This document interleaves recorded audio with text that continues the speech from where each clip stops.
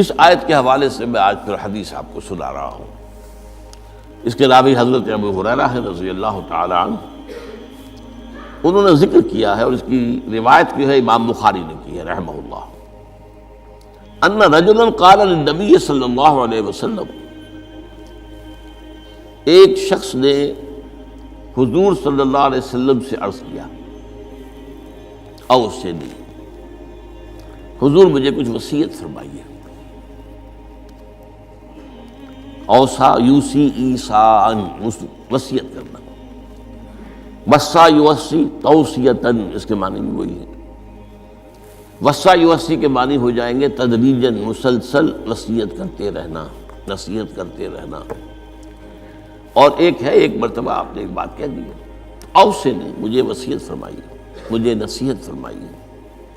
قال لا تغضب، آپ نے ایک ہی بات فرمائی، غصہ نہ کیا کرو،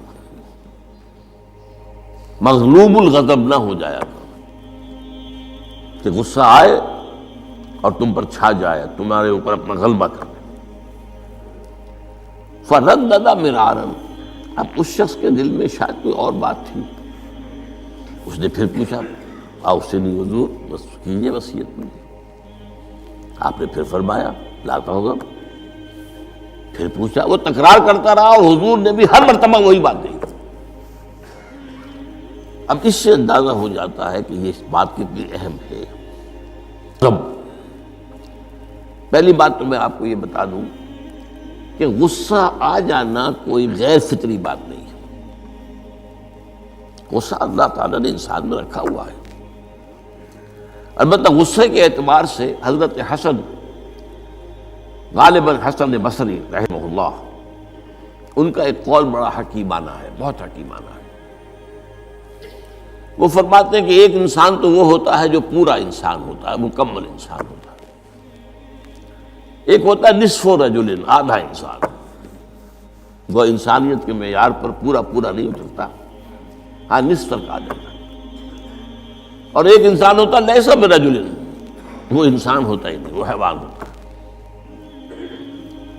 پورا انسان وہ ہے جسے غصہ دیر میں آئے اور جلدی رفع ہو جائے. اور آدھا انسان وہ ہے جسے غصہ جلدی آئے لیکن جلدی رفع بھی ہو جائے، یا دیر میں آئے تو دیر میں رفع ہو، یہ دونوں برابر ہو جائیں گے. جلدی غصہ آیا جلدی ہی ختم بھی ہو گیا، دیر میں آیا دیر لگا دی جانے میں بھی. اور جو شخص سرے سے انسانیت کا مستحق ہی نہیں کہ اسے انسان مانا جائے، وہ غصہ جلدی آ جائے اور دیر میں جائے، تو وہ اصل میں پھر انسان نہیں، وہ اخلاقی اعتبار سے پورا انسان کہلانے کا مستحق نہیں.